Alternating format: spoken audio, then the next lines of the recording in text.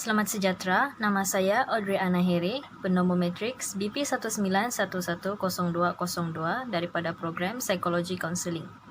Pada hari ini, saya akan mengulas tentang visi dan misi bagi organisasi yang telah kumpulan kami pilih, iaitu Persatuan Rumah dan Perkhidmatan Cheshire Sabah ataupun lebih dikenali sebagai Cheshire Home Sabah. Misi bagi Cheshire Home Sabah adalah untuk membina persekitaran yang boleh memberikan golongan kurang upaya ini untuk mendapatkan peluang mengasah kebolehan mereka untuk hidup secara normal seperti orang lain.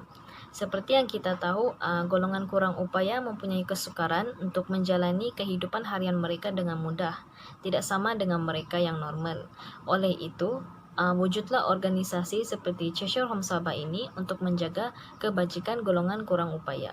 Bagi Cheshire Home Sabah pula adalah untuk menyediakan persekitaran seperti rumah kepada para residen dan memberikan peluang bagi golongan kurang upaya untuk menjalani kehidupan yang produktif.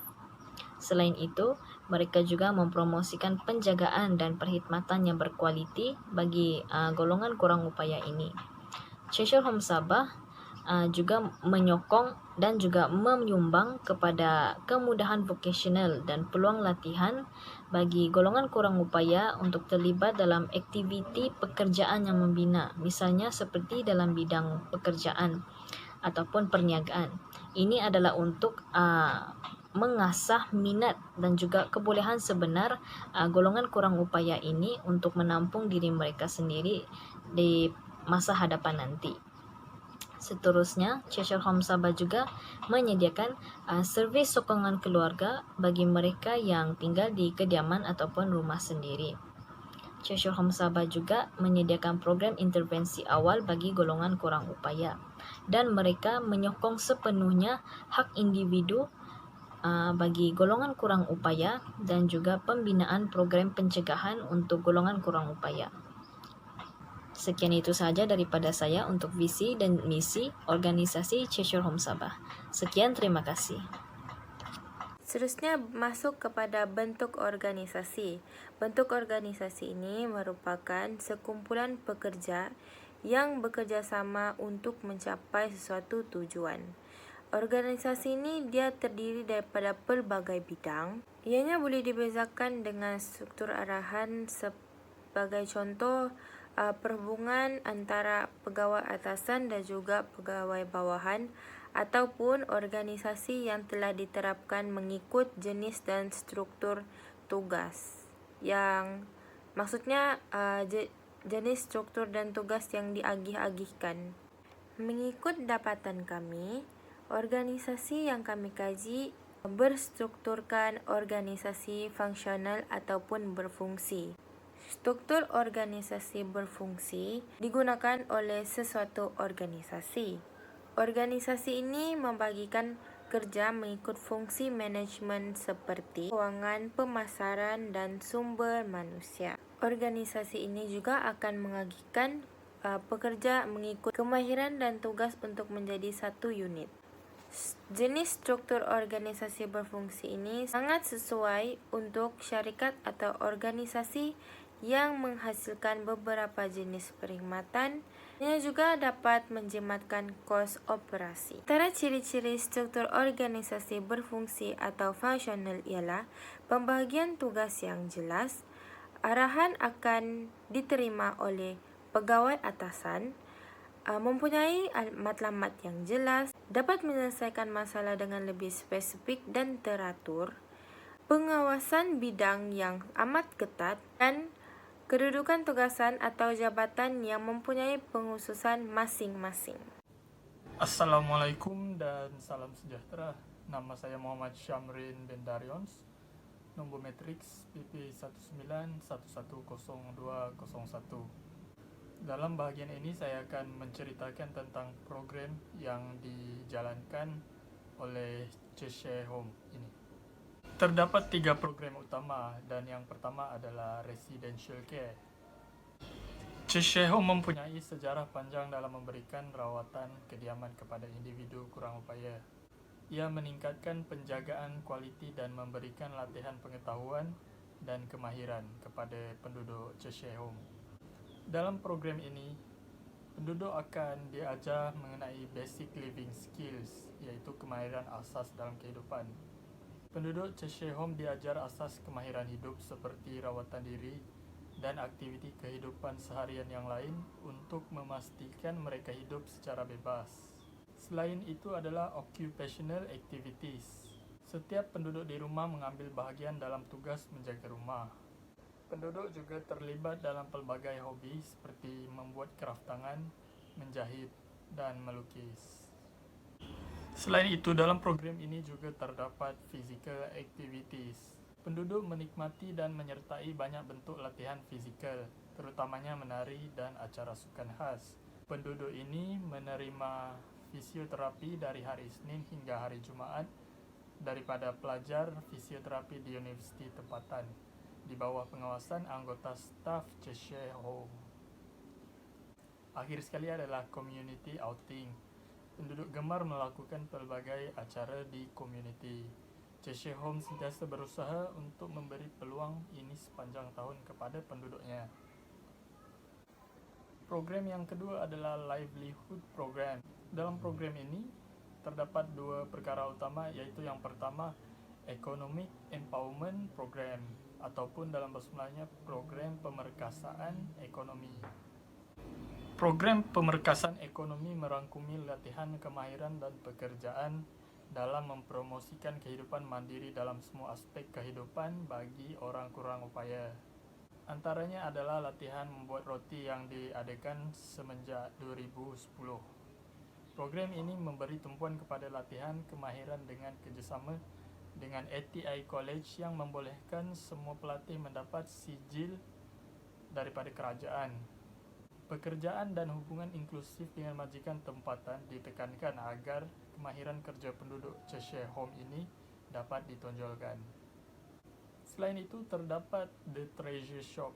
The Treasure Shop adalah kedai barang terpakai yang didirikan oleh sukarelawan dan dikendalikan oleh Sabah Cheshire Home di Sadakan. Ia dibuka secara rasmi pada 15 April 2012. Kedai ini menjual barang terpakai seperti pakaian lelaki, wanita dan kanak-kanak, buku, mainan kanak-kanak, dan perabot ataupun kraft tangan. Semua barangan terpakai yang disumbangkan dipilih terlebih dahulu untuk memastikan barang yang dijual adalah berkualiti dengan harga yang berpatutan. Akhir sekali, di bawah program ini terdapat advocacy and campaigning. Perkhidmatan ini menekankan sokongan berasaskan hak dan berkempen untuk mempromosikan hak bagi orang kurang upaya. Perkara ini dilakukan melalui kempen kesedaran masyarakat, seminar, serta konferensi. Ia adalah bertujuan untuk mewujudkan sikap positif terhadap kekurangan keupayaan. Di bawah program ini, Young Voices iaitu sekumpulan belia orang kurang upaya menganjurkan dan berkempen untuk hak mereka dengan masyarakat ditubuhkan. Program yang terakhir adalah program Early Education ataupun pendidikan awal kanak-kanak. Setakat ini terdapat 2 pusat pendidikan awal kanak-kanak daripada Cheshire Home. Yang pertama adalah Early Intervention Center yang terletak di Sandakan. Pusat ini menyediakan intervensi awal kepada kanak-kanak berumur 3 hingga 12 tahun dan keluarga mereka untuk mempromosikan perkembangan optimum bagi kanak-kanak kurang upaya. Pusat ini terletak berdekatan dengan Sandakan Cheshire Home. Seterusnya adalah Taska Mesra Cheshire yang terletak di Kota Kinabalu. Taska ini memberikan pendidikan awal kepada kanak-kanak dari 4 tahun dan ke bawah. Ia ditubuhkan adalah untuk memastikan bahawa proses pendidikan awal kanak-kanak kurang upaya ini dapat dijalankan dengan perhatian sepenuhnya melalui bimbingan dan pendidikan awal. Sekian itu sahaja pada bahagian saya. Sekian, terima kasih. Assalamualaikum warahmatullahi wabarakatuh dan selamat sejahtera. Saya Muhammad Arif bin Jamil. Dalam video ini saya akan menerangkan mengenai tentang sasaran organisasi bagi Persatuan Rumah dan Perkhidmatan Cisaya Sabah. Apa itu sasaran organisasi? Sasaran organisasi menggambarkan hal yang ingin dicapai melalui tindakan-tindakan yang akan dilakukan untuk mencapai tujuan. Sasaran organisasi yang ditetapkan pada dasarnya merupakan bahagian daripada proses perancangan strategi dengan fokus utama yang merupakan tindakan dan alokasi sumber daya organisasi dalam perancangan organisasi yang akan dilaksanakan. Sasaran organisasi bagi Persatuan Rumah dan Perkhidmatan Cisaya Sabah ini adalah merupakan individu ataupun orang kurang upaya. Mereka ini mensasarkan individu ataupun golongan kurang upaya tanpa mengira kaum, agama, dan budaya bekerja bersama mereka untuk membantu mereka ini hidup berdikari, mempromosikan dan melaksanakan kehidupan mandiri dalam melaksanakan hak mereka. Individu ataupun orang kurang upaya yang mereka sasarkan ini sebenarnya tidaklah hanya tertumpu kepada satu lapisan umur sahaja, tetapi ia melibatkan pelbagai lapisan umur seperti kanak-kanak, remaja ataupun orang tua. Hal ini dapat ditunjukkan sebenarnya melalui program yang mereka laksanakan seperti residential care ataupun penjagaan kediaman. Bagi program ini, ianya terdiri daripada lapisan umur yang pelbagai, sama ada orang tua, kanak-kanak ataupun remaja. Program yang kedua yang kita boleh lihat yang mana ia bukan hanya tertumpu kepada satu lapisan umur sahaja, iaitu seperti livelihood program ataupun program mata pencarian, yang mana ianya terdiri daripada remaja ataupun dewasa. Mereka ini diberikan latihan yang khusus untuk memastikan mereka mampu untuk menjana pendapatan mereka sendiri. Program yang ketiga pula adalah seperti early education ataupun pendidikan awal, yang mana kanak-kanak yang terdiri daripada usia 3 hingga 12 tahun, mereka ini akan diberikan pendidikan, tetapi ini hanya berpusat di Sandakan. Manakala di Kota Kinabalu juga mereka mempunyai taskah yang mana untuk khusus kepada kanak-kanak yang berusia 4 tahun dan ke bawah.